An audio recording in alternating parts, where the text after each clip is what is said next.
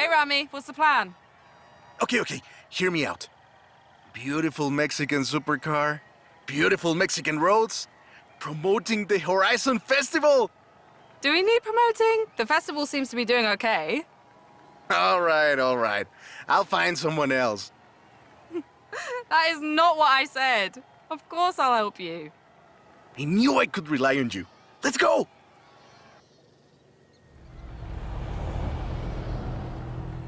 Let's get moving. Get some speed, then turn into the countryside. Really see what this car can do.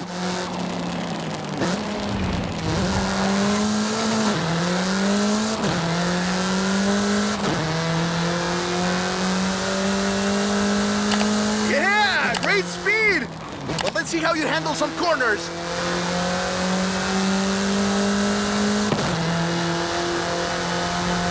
You want to tell me about the car, don't you? I thought you'd never ask. So, VUL is an abbreviation. It stands for Vehicles of Ultra Lightweight and High Performance.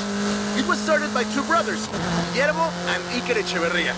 The VUL 05 is a track-focused supercar, designed and produced in Mexico, but tested and optimized in the UK. I even think I saw one at the festival when I was over there.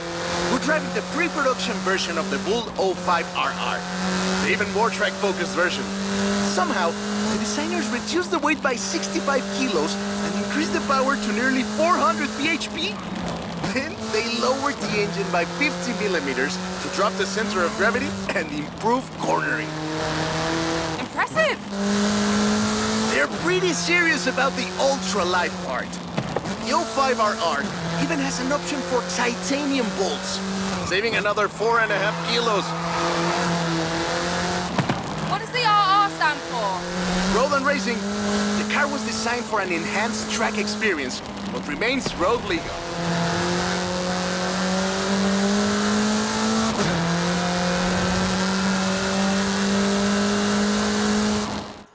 Perfect! There's a couple of other things you can help out with, if it's not too much trouble. Oh, you're never gonna let me live that down, are you? Call me.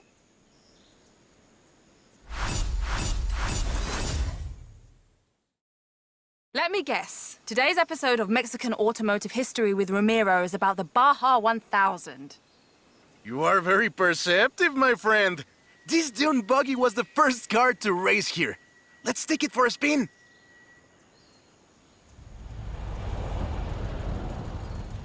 The Baja 1000 is probably the most prestigious race held in Mexico.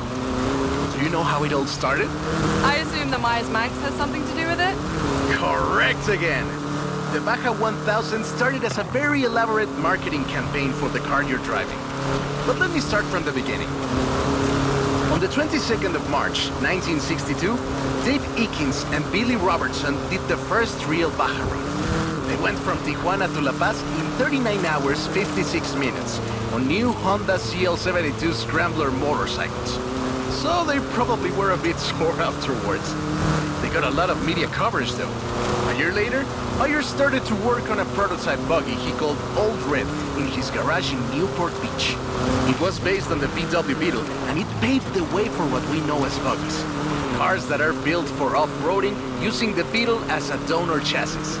But I guess they wanted even more publicity because in April 1967, Myers decided to make an attempt at breaking Eakins' record. And it worked! Myers did it in 34 hours and 45 minutes, beating Eakins for more than 5 hours. The rivalry was known as Buggy meets Bike in Baja. Sounds like something you did back in the UK, doesn't it?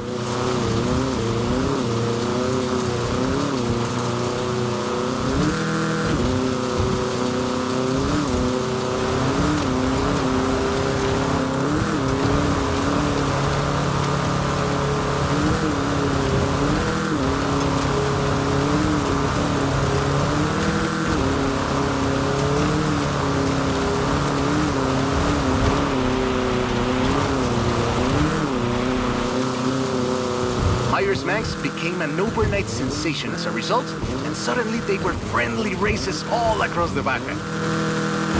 It wasn't long before they realized they needed something more organized, and that was Mexican 1000. Guess who won the inaugural event? fire today! Yes, in 27 hours and 38 minutes. The official race was 100 miles shorter than the original route, but it's still impressive.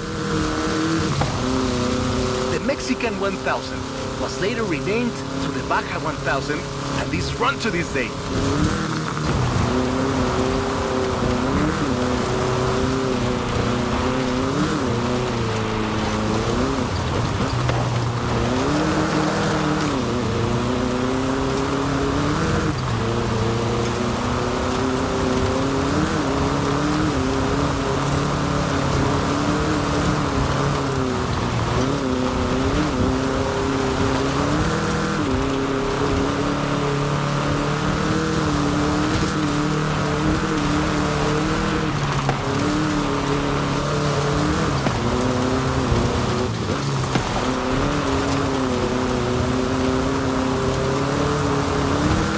Do the full route, but at this rate you would have had a shot at the original record.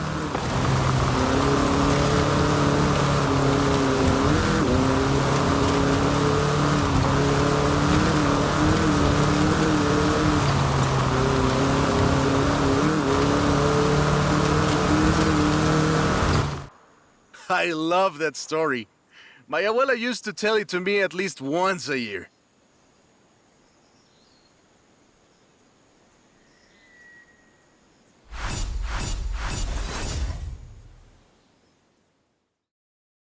Oh, right. I get it now. To be honest, though, it was me who needed your help, not Papa Fernando. Can't follow that logic. Who are the other racers?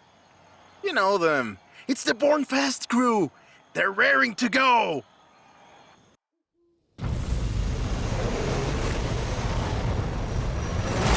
Oi, he's eager. But this isn't really a street race. There's no checkpoints, just the finish line. So keep to the route and get there first.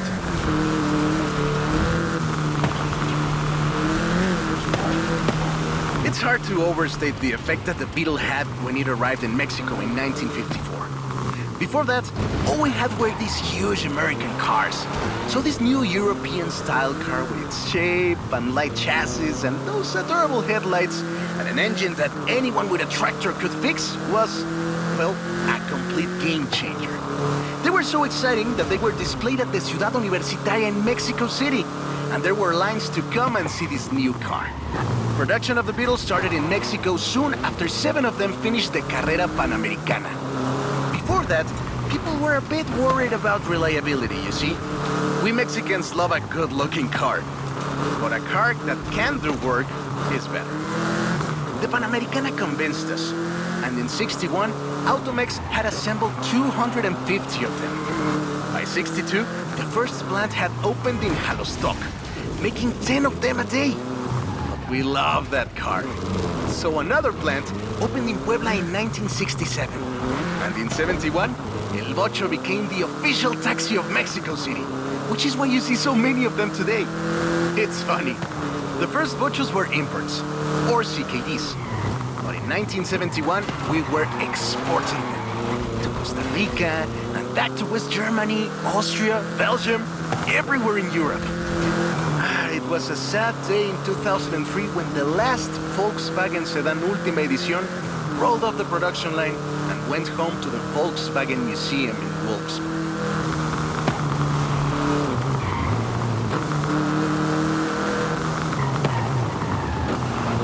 So loved was the Vocho that it eventually outsold the Ford Model T to become the world's best-selling car, and was the first to reach 20 million sales.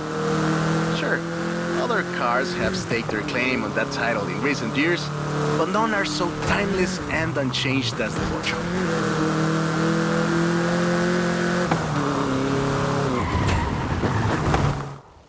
That is a great car. Probably the most iconic car in all of Mexico. Ay, es increíble que un auto tan pequeño deje un vacío tan grande. Adiós, sedan. Thanks. I'll call you when I've got that next one ready.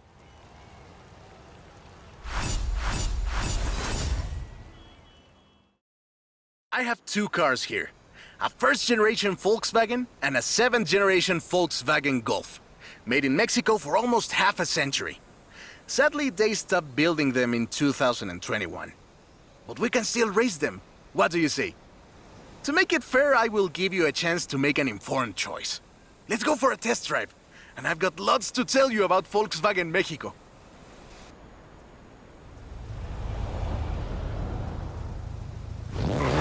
Volkswagen Mexico headquarters are in Puebla City. It started production in 1967 with the famous Beetle. As we call it, the Vocho. VW made multiple attempts at replacing the famous Beetle with newer models, but all of them failed way short of achieving the production figures until the Volkswagen Golf came into play.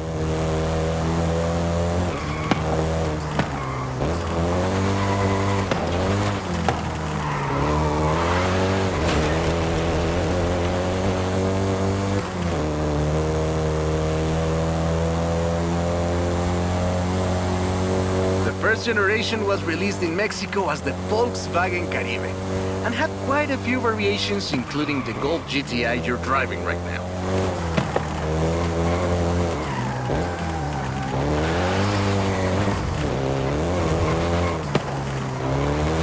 VW engineers, inspired by the Beetle GSR, designed and prototyped the Golf in secret as a Skunk Works project. Little did they know that the Golf GTI would become the hot hatch.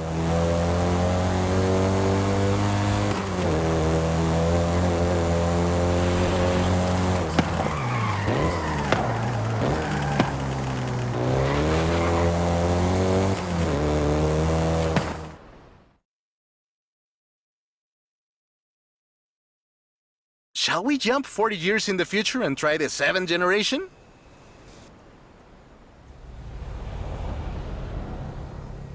The 7th generation of the Golf first appeared in 2012. This version is the Volkswagen Golf R meaning race.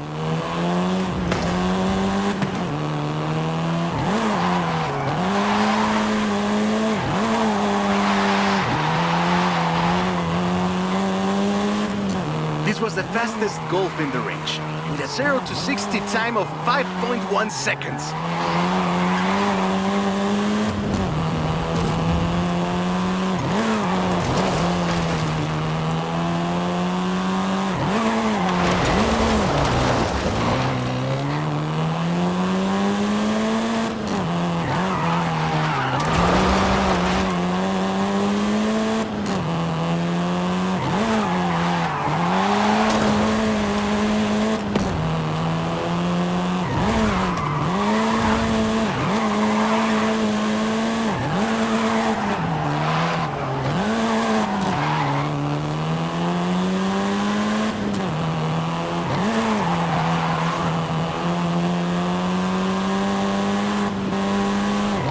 Volkswagen Mexico produced all 7 generations of the Golf, totaling more than 2 million units over 44 years. In fact, a lot of Golfs you find in the US were built here.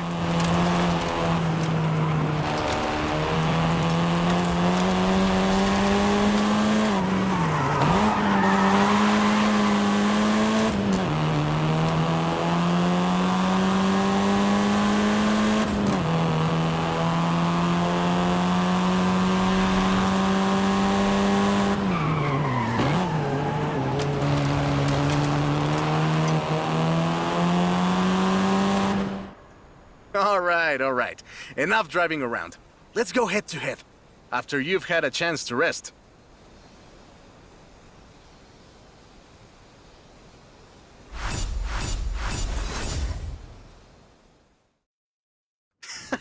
I hope you know some shortcuts.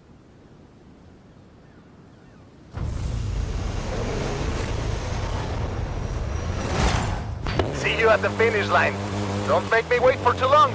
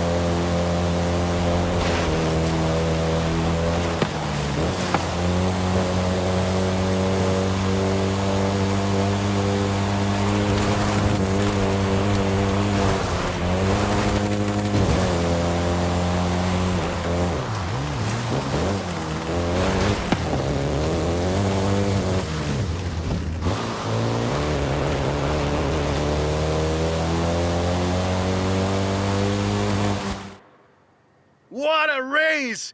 I am actually surprised the first generation still holds up. I'm sure you didn't cheat.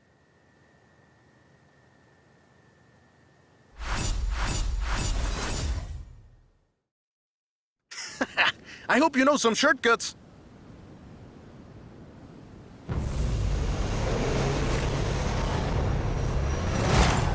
See you at the finish line. Don't make me wait for too long.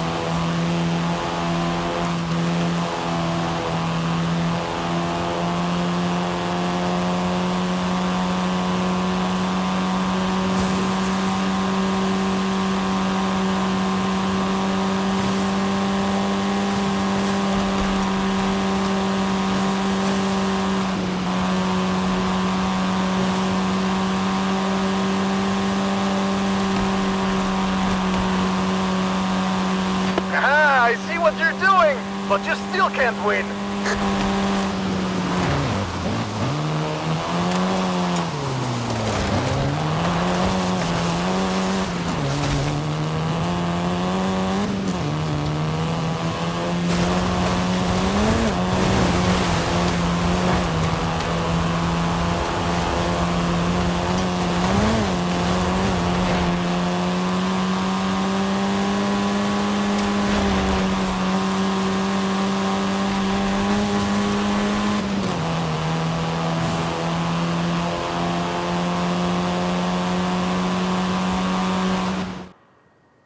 What a race! The difference 40 years makes!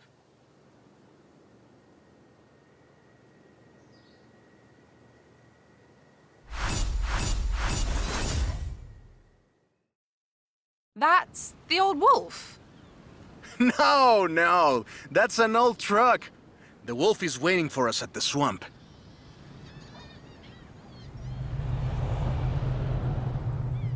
Haley asked us to clear some debris, and I've got just the car. But we need to get there first. Of course. Who do you think I am? The driver who destroyed a record-breaking amount of fences. Oh, that's fair.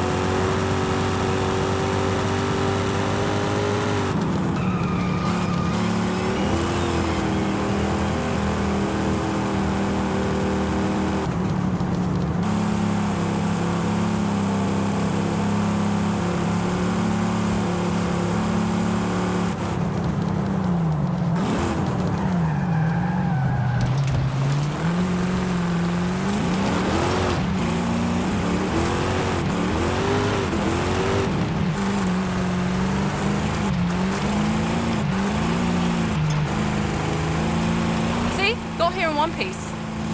And gave me a few heart attacks.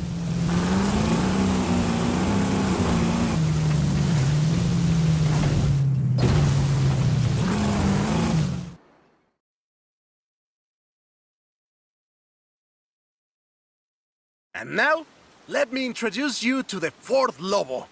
This car is more your style. Now that is a heckin' good wolf.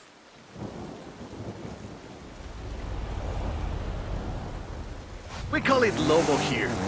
Marketing in this country is outstanding. Let's get to work. See all that brush and stuff? Clear it out. What? No! It's not just an excuse to throw the Lobo around. It is just an excuse to throw the Lobo around.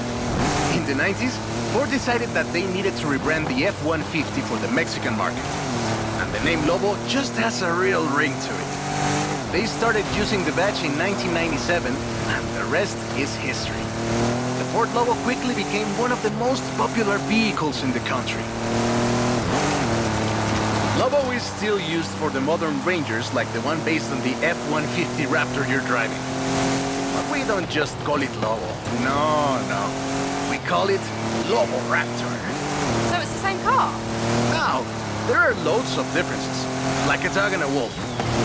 Lobo only comes in XLT and with higher trim levels. The base version is still sold in Mexico as the F-150, but the Lobo is the elite F-150.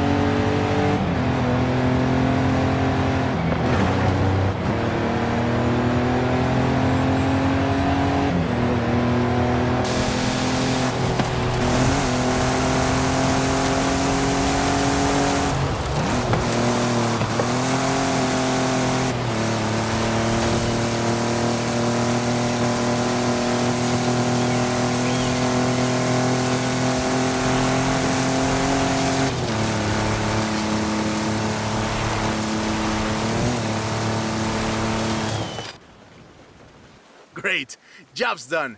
And the scratches will buff right out. Thanks for the help. Now I just need to get my abuelo's old F-100 back to the garage.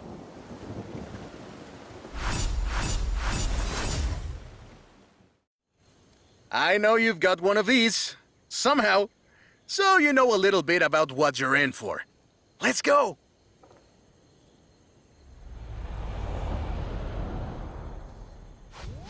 Let's take this down to the beach. Stick it in AWD if you like. There's some nice curves up ahead.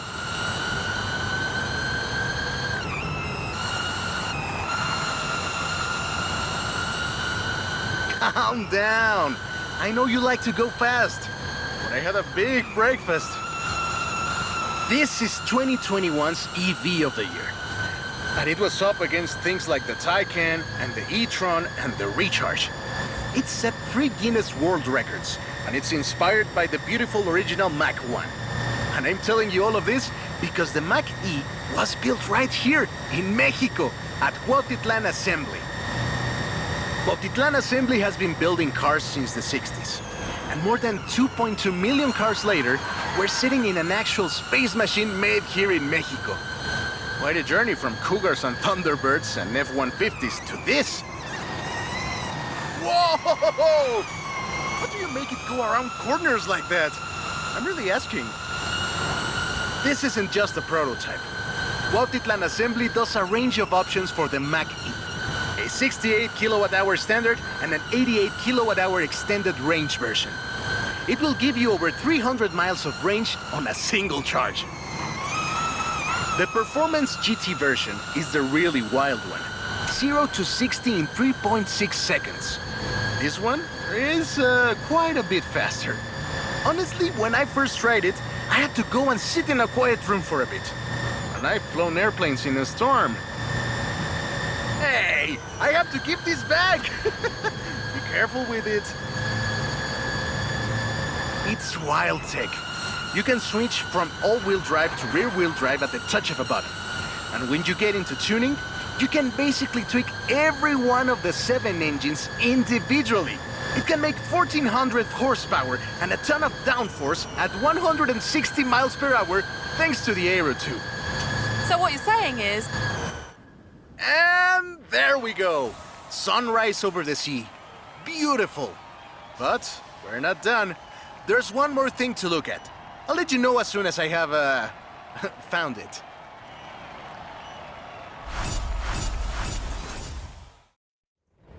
This beauty got her name from the Carrera Panamericana. The races don't run anymore, but who can blame us if we take it out one more time? Right? Let's see what this car can do.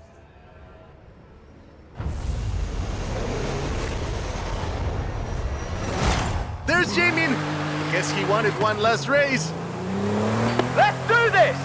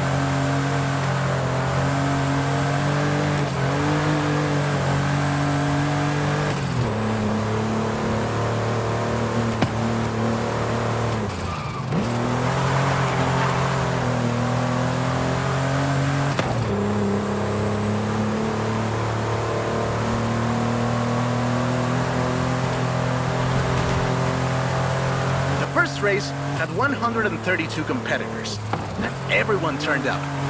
Amateurs to F1 drivers, men, women, professionals, anyone who had a car. Do you know anyone who participated? Aleja thinks Papa Fernando did, but she thinks Papa Fernando did everything. I know we used to go to the races with my grandfather. Ah, qué buenos recuerdos. 2,178 miles of the Pan American Highway run through Mexico. The race itself had 9 stages and lasted 5 days. There was no speed limit before 2012, and you'd see cars doing 180 miles per hour. Not that I'd know anything about that. But the sheer distance wasn't the only challenge. Constant changes in the elevation from sea level to 3 kilometers up. The most challenging road race in the world. The winner of the very first Carrera Panamericana was Herschel McGriff, who drove an Oldsmobile 88 at an average speed of 88 miles per hour. The Porsche Carrera got its name thanks to Hans Hermann, who won the small sports cars category in 1954. He drove the Porsche 550 Spider, came 3rd overall. He was sick before the race, and his tires came off at the start. He really pulled through against the odds. Porsche had 6 cars competing in 1954, and all of them made it through the end. A lot of others didn't, let me tell you. Enjoying yourself, are you? Yeah, I kinda had a feeling you were. 1954 was the last year the original Carrera Panamericana took place. But it gave us the most famous Porsche model, the Carrera you're driving right now. The Carrera RS 2.7 was the first production street racing 911. It was built on the 911S 2.4, the fastest Porsche you could buy at the time, and a popular choice in the later Carrera Panamericana races. The race was revived in 1988 and ran to 2016, staying true to the original races with high-speed road stages. The routes for the race were carefully selected every year by planning committee and local government to ensure they were race-worthy and that they can be closed up for 2 hours. You could almost say they've been preparing for the festival for a very long time. This is Jamin's exit. It's been fun, my friend. Take care. Looking forward to seeing what you can do out there. Have fun now, yeah? Great race. Almost like we did a little Panamericana with a friend. Anyways, Hope you had fun with this little stroll through cars hechos en Mexico. It was great. And let me know if you find any other cars like that.